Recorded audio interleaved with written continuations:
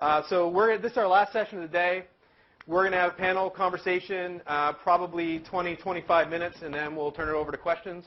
We're talking about systemic change, how the digital impacts the system, and particularly we're going to talk about tensions and how we can think about those tensions in positive ways or not, but sort of look at the relationships between different parts of the institution. So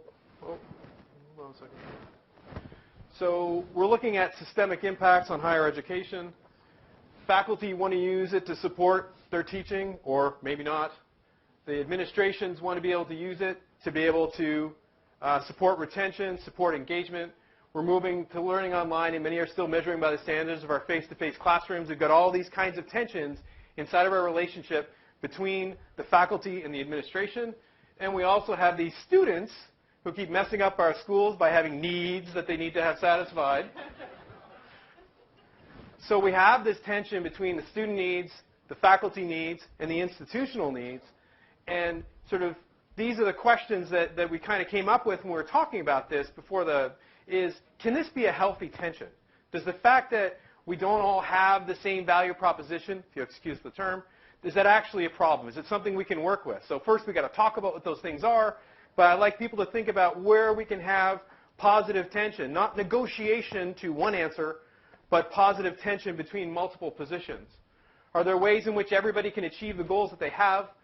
And how do we make decisions that work for students, that work for faculty, and work for the institution? So how do we see these things all together? So Pat's going to go first, and then Jonathan's going to go second, and then Michael's going to wrap things up, and then we'll go to Q&A and sort of talk a little bit about this stuff, but also maybe even more broader in terms of how we can have those positive tensions inside of our institutions. So it's okay if I sit down. I don't have to. You can totally sit down. Okay. It's been a long day. Because Jim wore me out last session, so I'm sitting now. So I have a question for you. How many of you have colleagues who think that online education is really awful or not as good? Okay, so we have something in common. Is there tension then? Is there tension between the faculty of your institution who teach online and the ones who do not? And is there tension between trying to, I have a friend at a university that shall remain nameless in North Carolina, who told me that she had to create an online course, the first four-credit online course there with no resources. This is a college that has resources. So it's a statement about what some people think about online learning and online courses. And I'm going to read, so I don't usually read, but I'm going to read this really quickly and ask you to tell me when it was written. We are constantly being asked to compare distance education to traditional education, but by striving to make distance education as good as face-to-face education, what are we overlooking or sacrificing? In this paper, we explore these issues by first reviewing background information from the literature about new teaching theories, methods, and technology. We'll also look at the impact of online learning and whether it can support or even expand the new teaching theories and strategies based on research. We'll then get a general overview of the quality of distance education principles and guidelines currently in use, finally addressing the question of whether our evaluation methods and questions serve to free or limit the potential of online learning perpetuating doing things differently or doing different things. Who knows when it was written? Or who'd like to guess? 1978. Oh, you guys are nuts. No. But that's a really good guess. It was actually written in 2002, and it was written by Jeanette MacDonald. And the title of it is As Good as Face-to-Face, As Good as It Gets. And in those days, some of you who knew me then will remember that I sent that out to everybody on the planet. Because what we are doing with this tension is we are focusing on the wrong thing. Okay, I had a boss, a CIO, and that's chief instructional officer, who was new, come to me and say, success and retention in the online classes is lower than face-to-face. Do something about it. And I said, okay, give me money. This was like about a year and a half ago. I said, okay, give me money. And he said, well, why don't you see what you can do without money first? And I went, so what have I been doing for the last 10 years? That's what I've been doing. So on the one hand, someone is asking me to improve success, student success, but is saying it shouldn't cost anything to do that. And in your institution, there might be the notion that online education should be cheaper. It should save us money, or we shouldn't do it. And think about, those voices are there in your institution. It should save us money, or we shouldn't do it. Okay? No, we're talking about success here. You don't want to fund success? I have a governor in the state of California who put his money where his mouth was. He said, yeah, we're going to fund success. Okay? And so that's what we're doing. But why are we perpetuating this situation? Well, we're doing it whenever our data says that online learning compared to face-to-face is not as good. And when our success and retention in online is compared to our success and retention in face-to-face, which, by the way, isn't all that great either. And when we start doing that, what happens is the naysayers within our groups get fuel for now we don't have to look at anything you do, and all of the innovation and wonderful things that you do don't matter because they don't work. Kind of, Jim was talking about innovation, and if we keep doing that, this is my mission, tell Candace, this is my mission, we will not ever get much better at this. And so what we have to do, there's two reasons we have to do this. One is we have to show where the innovation we're doing can impact face-to-face classes. And I have to say the flipped movement has been really good for that. People thinking about flipping their classes have been good for that. People who teach hybrid first are starting to really understand that. But we have to show what we've done in the online arena over the years that has really made a difference. One thing we talked about early yesterday, was we really haven't looked at the affective domain as much as we should. We've done a lot of stuff to shore up the things that we know need to happen in online learning, but we turn our backs on the student life. What is it about the student life? So that's another thing we have to do, and we have to make sure that we're addressing that as we start to make our online programs better. But we damn straight should not be comparing them anymore to face-to-face. They're different. They're completely different environments. And one of the things that came up yesterday in my head, too, was that the social atmosphere in an online course is way more intimate than in a face-to-face course. And people get to know each other in a totally different way. That's amazing when those of you who've taught online know. Many of you will say, I am closer to my online students than I ever were to my face-to-face, that ever was to my face-to-face students. And I know all of them, and they know each other in a way that they didn't before. We need to start talking about those things, and Carolyn Rose is doing that in all of her work. And we need to start talking about those kinds of things, and we also need to start comparing our online classes to our online classes so that we can make them all better. If we don't compare them to each other, but instead we're over here doing this with face-to-face, we never get this better. Let's get our own house in order as we start to really show what we've been doing and how that innovation informs the face-to-face and keeps people from saying, oh, that online stuff is no good. I don't even want to talk about what they're doing because it's less effective than what we're doing in the face-to-face arena. And my mission is it is not less effective. It is different. And if the people in the face-to-face arena, and I did both at the same time, the people in the face-to-face arena start listening and seeing what we're doing because they are using course management systems, they are using technologies, they're just not listening to us. And so that's my mission, and so that's what I have to offer. Tell us how you really feel, Pat. There you go.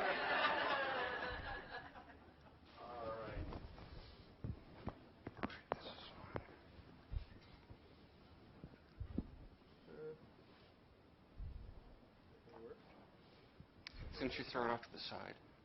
Assume that it is. Nope. Previous one.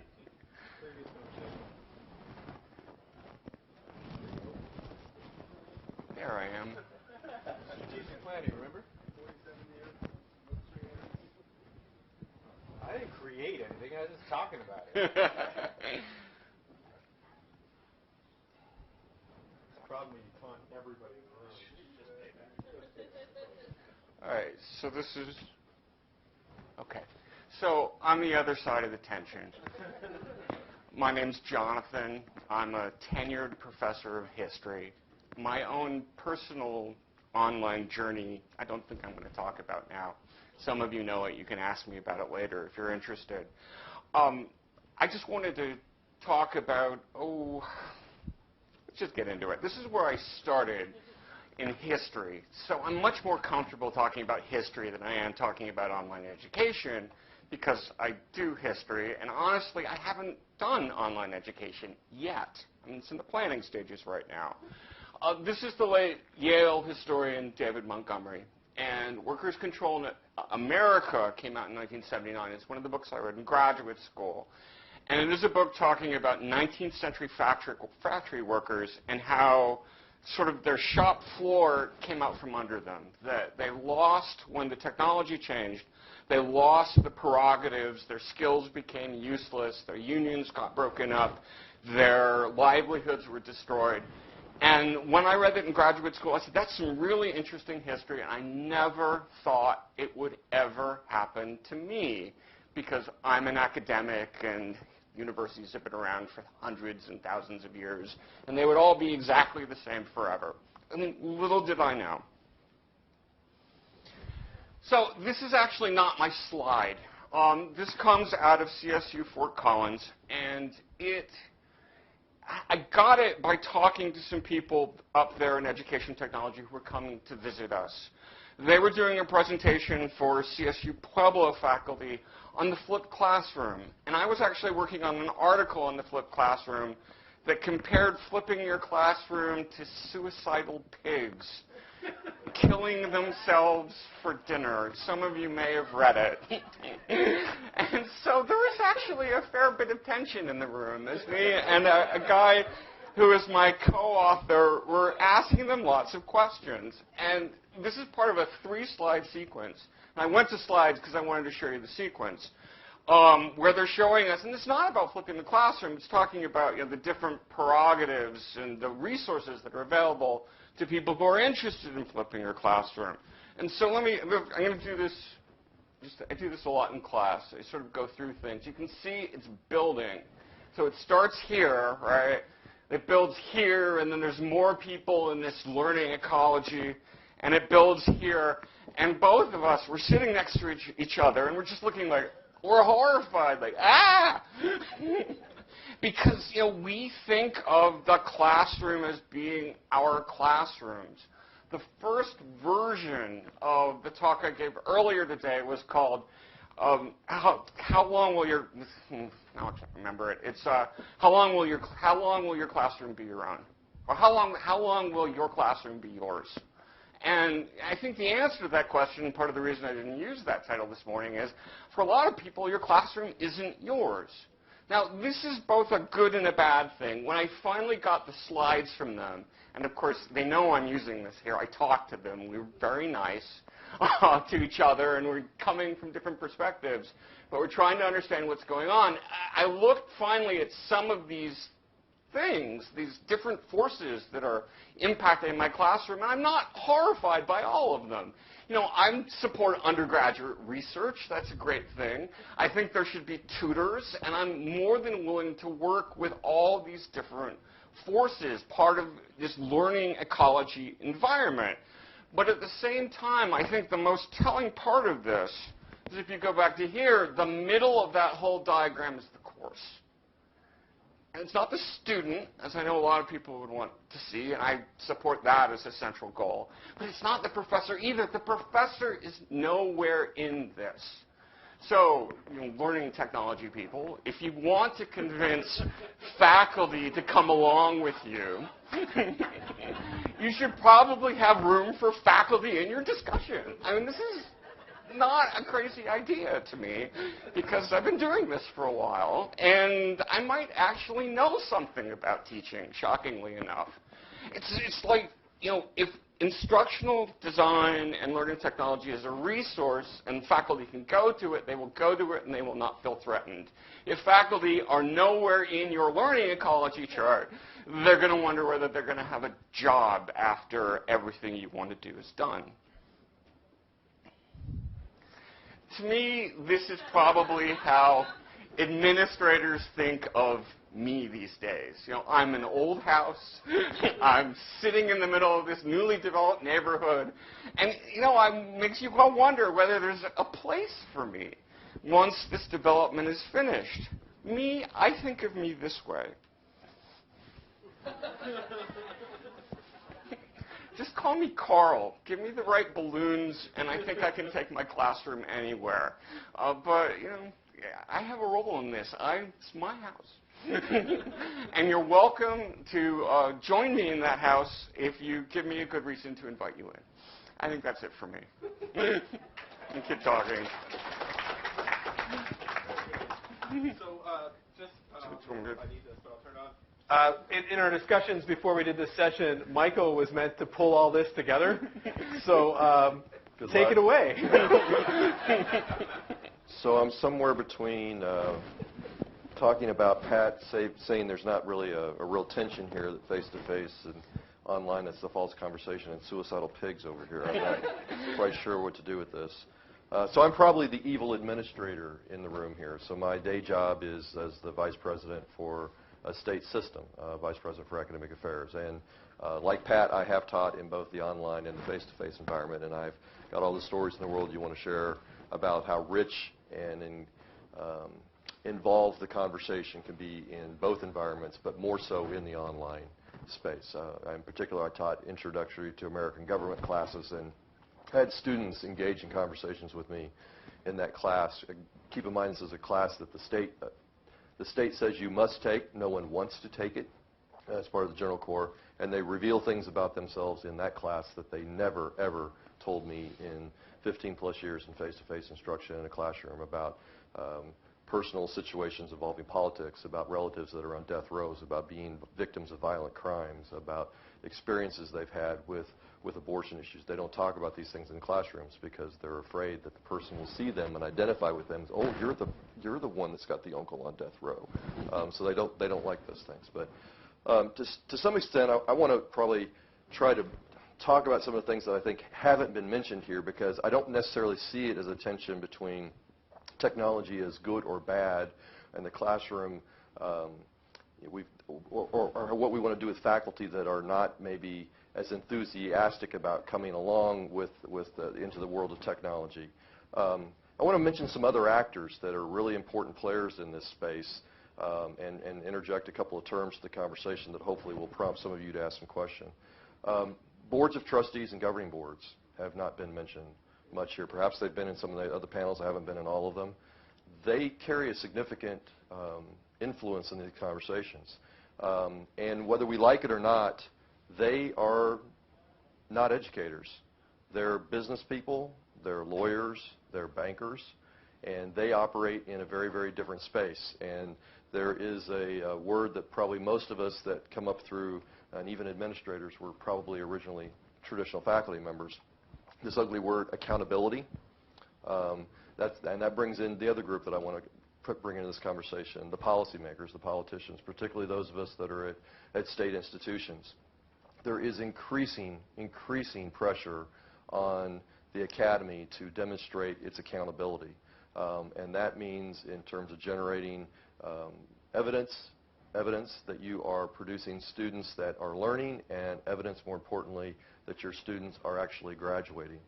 And what I think we have here sometimes is a reliance on, I think sometimes we're scared of technology because that's what's being turned to demonstrate these things that kind of make us a little bit nervous. It's the standardized test, or it's a metric that can be distilled down to some number that can be put into a chart that's presented to a board. And that makes us all nervous because learning is not that simple, and we know that. It also gets more complex because I think even in this conversation here, we're just talking about students. Let me talk a little bit about the complexity of the student population. There's about 17.5 million people in higher education, enrolled in higher education. 15% of that population is traditional. That is full-time, residential, having experience. 85% of them are in non-traditional learning environments. The average age of the Pell Grant recipient in this country is 26. 1 out of every 4 people in higher education is raising a child. and half of that population is a single parent. So some of these tensions I think that we have created are, in my mind, are really, really false tensions. There is more than enough to say grace over here.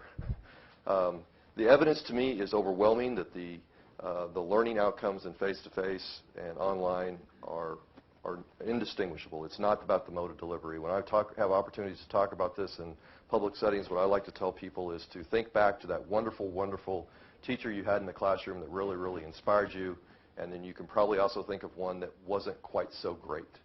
And the same thing happens online. It's not about the mode of delivery. It's about the quality of the instruction. It's about the pedagogy that goes along with it. So we need to get rid of that conversation, and we need to focus on the things that matter, which are helping students learn and be successful. And there's not enough, we're not spending, I think, enough time on those kinds of questions. To me, this really isn't all that hard. And I kind of get laughed out of some rooms when I say that, when I say that retention and graduation rates aren't that hard.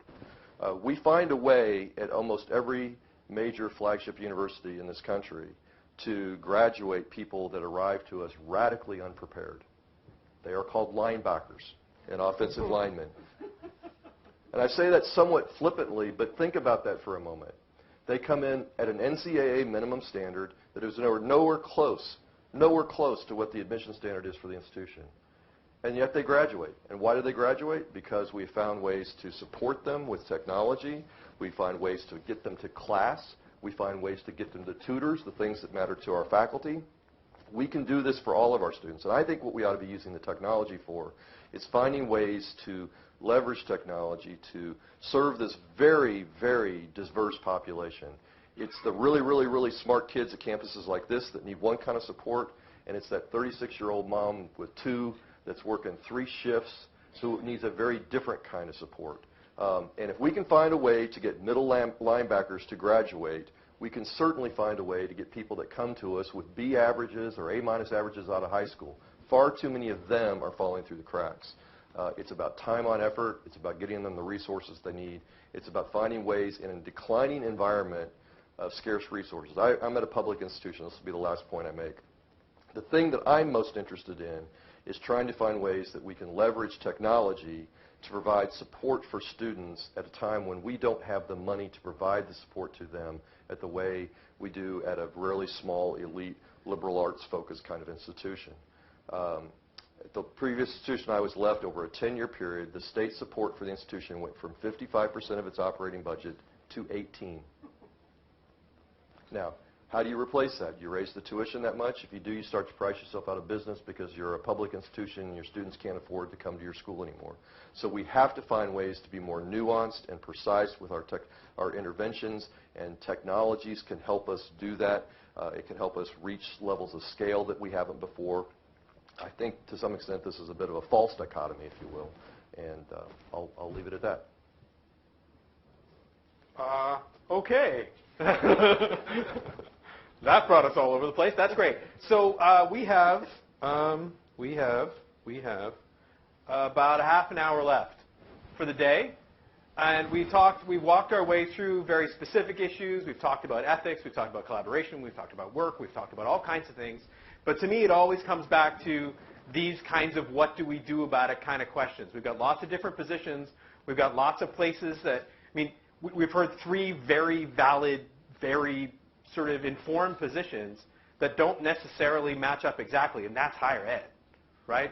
So what I'd like to do is start a conversation for the last, little time we're here today. Questions, comments, people want to share.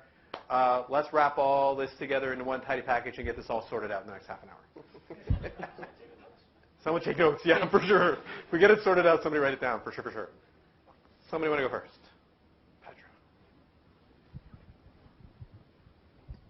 Thank you. I just have a quick comment, and I'm really appreciating the diversity on the panel here too. Michael, I probably find myself agreeing with you the most. But I do have yeah, okay, of course. But I want to say one thing. The face-to-face, as somebody spoke earlier about being a humanities person and very much rooted in the seminar classroom, small discussions, those kinds of things. That's my background. I'm also very aware of the myths that exist around face-to-face teaching in terms of, anybody who's engaged in diversity issues or gender, race, sexuality issues knows that there is no such thing as a power-free classroom, and especially in face-to-face. So I think along, and this is a question/comment, but I think along with talking about the affordances of the digital and the things that we can do with the bridge the classroom, maybe the other part of that in the conversation is to actually destroy some of those myths about the power struggles or the power sort of manifestations of the face-to-face. Anybody want to take that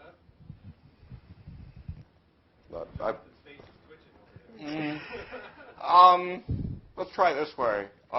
What I've come to realize over time is that there are really wonderful face-to-face classes where people learn a lot. There are really terrible face-to-face classes, most of which have 400 people in them, where people don't learn very much.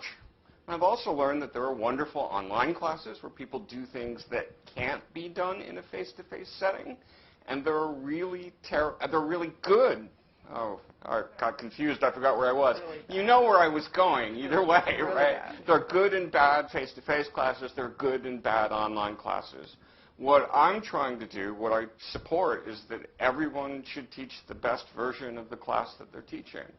What I don't think is good, I think they exist, I think most of you in your heart of hearts would be willing to admit they exist, are cookie-cutter classes where the syllabus is created by people in administration and they find the person to teach the class afterwards. What I think is much better is that if an instructor knows about the resources that are available online and creates something to reflect the way they teach already, but not the exact same class they teach face-to-face. That apparently everyone tells me is a recipe for disaster, is just moving your face-to-face class online. But they can create something with vision and knowledge and resources, of course, then you can have a much better experience than in a face-to-face class. So I just support better teaching all around. So the administrator in me is going to push back on this a little bit. The cookie-cutter class is not unique to the online world, right? We have departmental classes that are prepared. We have a syllabus to an adjunct professor. We tell them which book they must use, and we have departmental exams. This is not again, it's a false dichotomy. Those kinds of bad classes exist in a face-to-face environment as well. Well, to be fair, I'm against those too. and those are typically created by the faculty in the department, not by the administrator. It's by the senior faculty that say, here's what you're going to do, go do it. So I could say something to this. I could tell a little story. A while back, way long time ago, and I don't want to say how old I am, but a while back, I wrote a grant for a K-12 district to provide all of the certificated people in that district with high-end laptop computers. They were NEC computers. That might tell you how long ago it was. And they were high-end computers, and we had just connected all the classrooms in the district. And we were trying to figure out how to distribute these computers to the instructors. And somebody had the bright idea that what we do is we take them to the schools and we take them to the classrooms one at a time. And I said, what? No, that's not what we do. We have a party. We bring the entire district all together in one location. And we distribute the computers in that one location. We give them food. We take them into like as many groups as can fit in the biggest rooms that we have.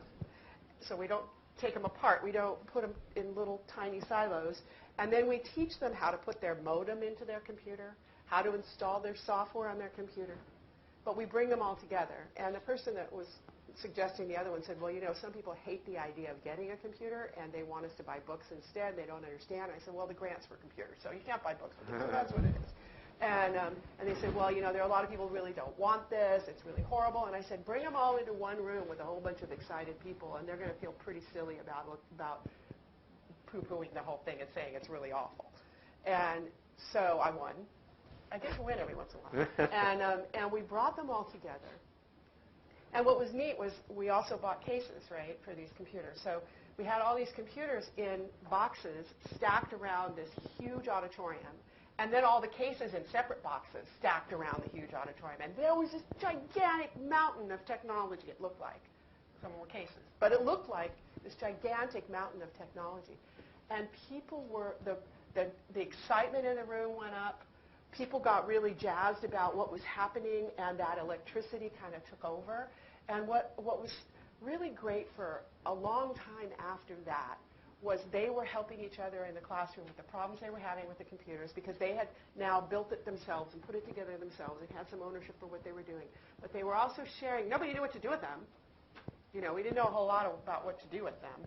And they were sharing the ideas of what to do with them while they were eating lunch that day. What are we going to do with this? I don't know. What's the internet? How do we get on? Well, do you know? Let's try to find something. My son knows. Let's get him to help us. I mean, they were really working together. If we put teachers are the most creative people I know. Really, they are. And if we can get them to in the same place, excited about something, find something that they're excited about. One of the things that we found in the community colleges just recently was they're excited about talking about their classes. So we had this idea that we were going to review all these courses that we're putting in this course exchange. And I'm going to get back to this story. But we're reviewing all these courses, and I'm thinking it's a 24-page review, you know, that they get. And I'm thinking they're going to hate us. The reaction, I don't think we have had even one bad reaction to those reviews. They're peer-reviewed. The reactions have been, somebody looked at my course and is willing to talk to me about it and wrote it down, and now I've got instructional designers who are going to help me get it to be better. I'm jazzed. I've never had anybody talk about it. So getting people to come together and talk about their teaching, I don't know teachers who don't like to talk about teaching. And if they are, let's get rid of them. Wow. But, you know, a little bit at a time. You can't bring along the ones who don't want to come. You just leave them be. You know, you just leave them be. But you get everybody else as excited as you can. So I remember that about a year, not even a year, maybe 6 months after we gave out the computers, I was driving home. And there was a teacher, and he was riding his bike home, and he had his bag with his computer over his shoulder. And I didn't have a phone camera then. I didn't have a camera. But if I had had a camera, I would have stopped and taken a picture of him riding his bike with this, you know, because it was 20 years, almost 20 years ago. Wow. And so... Was it like a 400-pound computer? It was $4,000. Giant It weighed backpack? a ton. I still have mine. But we gave a computer to every person in the district. Unfortunately, not the classified staff. We didn't have the funds for that. But every certificated person, all of the administrators, all of the teachers, every one of them. And they couldn't give it back. And it had to be in their classroom every day, because that's where the connectivity was. And then we had stuff for them to do at home too, where they had to report on, because, you know, the administrators had to, you know, have some connection to their grading and all that kind of stuff. I mean, there was high-end thinking going into this, and it wasn't just from me. It was from people recognizing the situation and giving them the tools and saying, talk about it, share your stuff. And I think we can do more of that. And, you know, and I think as administrators, because now I'm one of those, we could encourage that. So I've got maybe want to ask a question. So anyway, sorry, I had to. How many of you have evangelized to somebody that is a colleague that is reluctant about doing this and been successful at converting them? Or you take this as a practice to evangelize about what it is that you're doing and not just talking to peers and like-minded fellows? Yeah, definitely. Right. Not enough hands are up. Yeah. Yeah. Give it up. Used to try that. I'm going to just make it clear that you have permission to rant as well in grandstands, because normally we're not supposed to do that, but by all means, please do stand up and yell. Laura, except for you. Everybody except for Laura Pasquini can get up and yell. Please, in the back.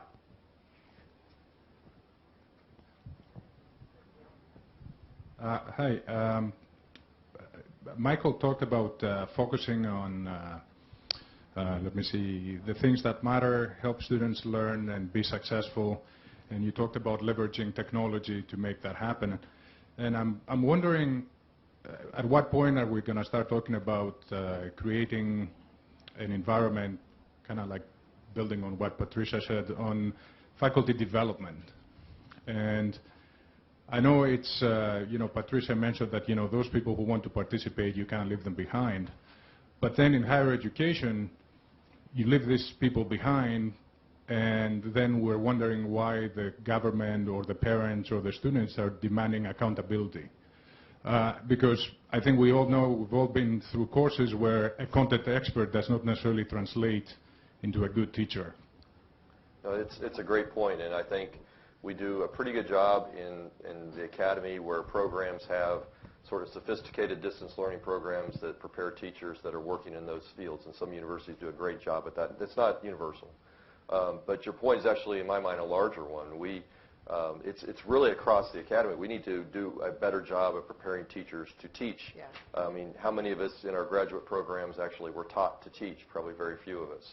And we do really, frankly, a lousy job of evaluating teaching at most institutions. For those of you that have been through the tenure process at most places, we do real rigorous evaluations over here on the research side, and there's expectations about the kinds of journals or the places of publication, the amount of dollars you got to bring in. But it's just, the teaching side is just so long as you don't suck, that's usually good enough to get you by. There are good ways to evaluate teaching, but it takes effort, and we need to be willing to put the same amount of effort into evaluating teaching as we do into evaluating research. Well, and I think you have to provide the opportunity. You have to invest in it, too. You do, and you have to provide the opportunity. You know, you can't tell someone you have to be trained to teach, or you have to be trained to teach online, or you know, you have to know how to do this, and we're not going to let you teach, or we're not going to let you teach online unless you train. If you don't provide that, if you don't provide the training, if you don't give them the opportunity to do it, and make that a consistent thing. So at the college I was at, we started an academy program for teachers, and it was about technology to start with, and it expanded into basic skills because of funding, and it expanded into other things until we had, over 350 people coming to that twice a year. We had 150 full-time faculty, 450 part-time faculty, 350 coming to that twice a year. And the only reason it was designed by faculty with administrative support, and it was consistent. They could count on it. It happened at the same time in January and at the same time in August, and they could count on it. And we provided it, and I think you have to provide that. I mean, to me, there's a theme going all through this, and it's about the respect for the different people who are in the process. Yeah. I mean, certainly that's what Jonathan is asking for. He wants to be respected as a professional inside the process.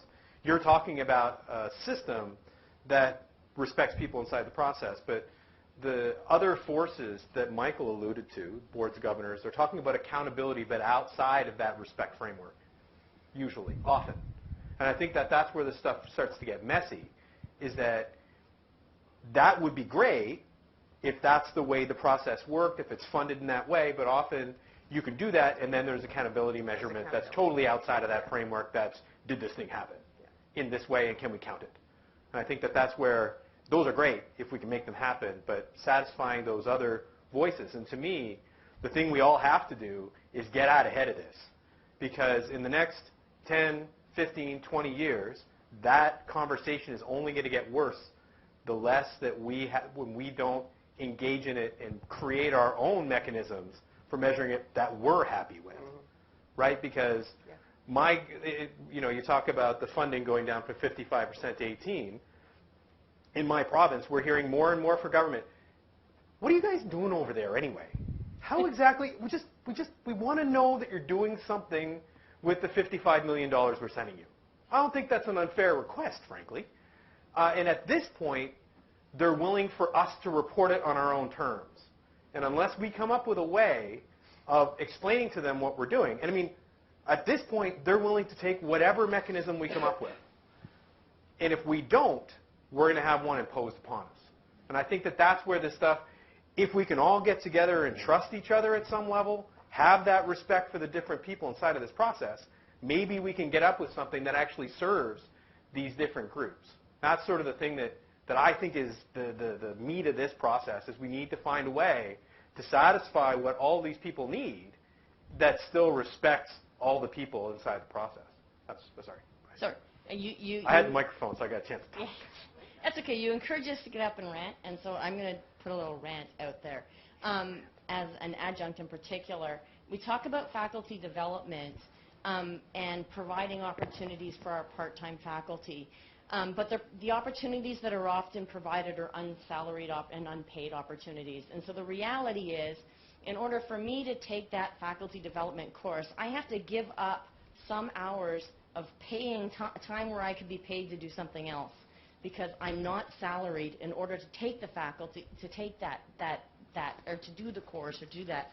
So I guess my rant is it isn't enough to just provide faculty development opportunities for adjunct staff. You have to pay adjuncts so that they can take the time in order to actually attend those courses. 100%. We have a system for that in California, actually. Come teach in California. we have at the community colleges, we have what's called flexible pay. And for the amount of courses that you teach, you have hours that you can get paid for when you go to things. And so the professional development I was talking about are obviously a lot of part-time faculty came, and they did get paid because they turned those hours in. So and full-time too for a while. Can I of course build on that? Yeah. You have a microphone. So I'm not a Marxist, but I sometimes play one at EdTech conferences. So when you move the class online, suddenly you can be replaced by anyone on the planet at the other end of an internet connection. So there's much less incentive to invest in any faculty member from an administrative point of view, whether they're adjunct or not. I mean, you know this, but it seemed like a good place to point this out. And that's one of the problems with online from the political economy standpoint. That infinite supply of labor is just going to affect every single teaching decision, or at least how teachers are treated. So I disagree with that. It won't surprise you. So as the administrator, I increasingly am held accountable for those ugly metrics of retention and graduation. So it absolutely matters to me who's on the other end of that interacting with the students, because not everybody is equally effective. So I want an effective teacher, whether it's in the front of the classroom or at their workstation or wherever it is they're having to communicate with them. It is about making sure students learn and they're retained and graduating. So it matters to me. It doesn't matter about the mode of delivery. But it goes back to what was said earlier today about what the economics are that keeps these systems hiring part-timers and not converting those positions to full-time. And in California, there's a big, faculty in California are upset about that. They want more full-time faculty. They talk about it all the time. The unions talk about it. The administrators talk about it. Here's one thing I hated as a DE administrator. I hated getting the call.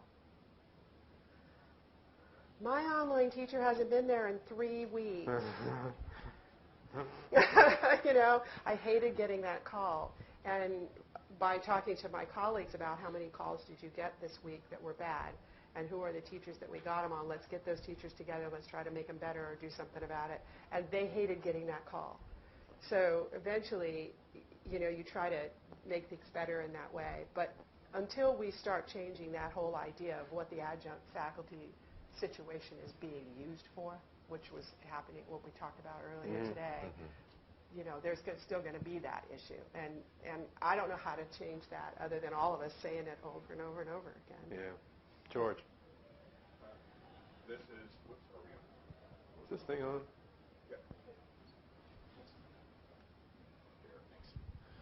Oh, I just teach the stuff. Okay. So this is about comparing courses to courses, whether online to face-to-face or online to online or face-to-face to face-to-face.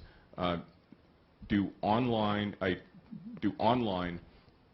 course learning outcomes have to be the same as face-to-face learning outcomes? I was going to add for the same course, but you can add that or not, or leave it off. Do the outcomes on either side need to be the same, and why do they need to be the same? If you could leave the word accreditation out, I'd appreciate it. I guess goes my argument. My argument's different, and that's because for our situation, we have degrees that are approved for transfer to our CSUs, and those degrees have courses in them that have been identified as having the same outcomes. And so in order for a student to take a class here and a class here and have it go towards the same goal, the outcomes have to be the same. And that, and prerequisites as well as courses. I would like to see a whole different system of how we teach people, as you probably can guess. And I think many of you would like to see a different way of teaching people as well. When we did the MOOC that we did, it was a foundational writing MOOC and we had all of the curricular issues taken away from us, all of the credit hours not even dealt with. We could do whatever we wanted. And what we needed to do was to get our students ready to take college-level English classes. The faculty who were involved, the English faculty who were involved, sat down and said, what do students need in order to be able to take freshman comp? It wasn't about, we need to teach them everything that they forgot from high school. It was, what do they need?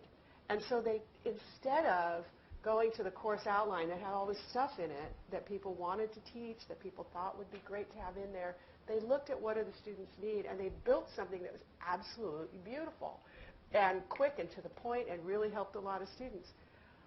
I'm not saying that we only teach what students need, because there's so much richness in what we teach and what we know and how we give that up. But, you know, we're talking about changing the idea of units and changing the hours. And am I wrong? Were Carnegie units developed in order to pay teachers? Wasn't that the initial idea of the unit, was to have some way of paying a teacher for what they did? Whoa. And so a 3-unit class is about paying a teacher for 3 hours of teaching? I'm sorry, but you know, breaking out of that is just, yeah. Oh. I'm going to try to get those two in, too. Go ahead.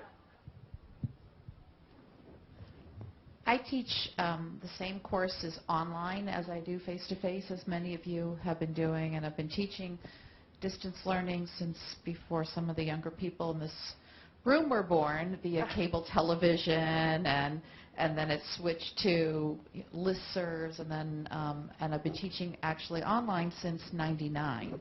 And what I want to say is just that I think my online course has been scrutinized more than any person's face-to-face course on campus, and not because of me, but because I'm teaching it and I developed it online. And I also see the same as I'm an author of an open textbook. And when the textbook was for-profit print, it was easily articulated with the CSU and the UC, and nobody really bothered to look at it, and colleges were teaching it. And then when it became an open ed resource through Rice University, which is, you know, a respectable university, suddenly it became the most scrutinized statistics book in the country, I think, and has had maybe 60 or 70 peer evaluations on it, because everybody is the concept of you get what you pay for it. If it's free, it must not be good. But when I see the distance learning classes, those of us who are tenured are evaluated in our teaching through our tenure track process, and those who are adjunct might get evaluated once or twice in their adjunct career. We don't see nearly the same level of scrutiny of pedagogy. And really, going to what you said, the content's the same because we are transferring courses. So our courses, if I decide I want to leave out inferential statistics from a basic stats course, it's not going to transfer to CSU, and it shouldn't. But we never know what's being taught really in the 35 other sections.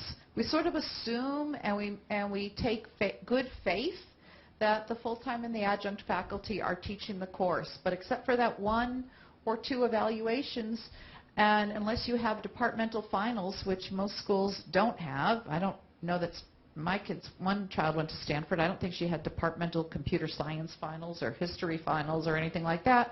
We really have no idea of what's going on, and whether it's all lecture or group work or think, pair, share, or sitting at your desk, or being allowed to use the internet in your class, or having to turn off your cell phones. We don't really know, but there's so much scrutiny that if it's online, it must be bad. And I hope that, you know, we're past that. I just want to get the last two. I was just getting in front of the crowd here in case they're going to jump in there. I want to get the last 2 comments in. It's 4:42. We have 3 minutes left. Go to her. I don't want to be the guy who comes in at the end and throws bombs, but I'm going to be that guy. I think that we would be remiss if we don't mention that some of the pushback is not necessarily because of questions of efficiency, but I'm not sure of the woman's name who just spoke, but questions about surveillance, privacy, ownership of information and data. You know, in the case of a Blackboard or something like that, that deletes student work after X amount of days, Or in the case of something like Turnitin that uses, student work, student labor, and profits off of it. And so those questions, I teach online all the time, every semester. I have severe problems with it for a lot of those reasons. And so the pushback comes not only for questions of efficiency, but questions of control, right? And it'd be helpful to have Jim up here. He alluded to some of this stuff because the idea that, the work we do as professors, as instructors, as designers, and the work that students do, that stuff's valuable. And when we put it into a system, lots of other people and companies profit from it in ways that we don't. Yeah, I'd be more interested in hearing how to build it in our culture. Right? Far more than how to build a culture that's going to allow us to do the accountability and all that BS. How do we build anarcho-syndicalism in our institutions to actually bring down a lot of this kind of data-driven nonsense? I think in that surveillance and questions of civil liberties and questions of intellectual property, this should really be revolutionary. He's starting to stand up now. Yeah, the gentleman in the back gets the last word. Well, I was going to pass on this, but as soon as I heard anarcho-syndicalism, I had to say a word supporting Jonathan's position.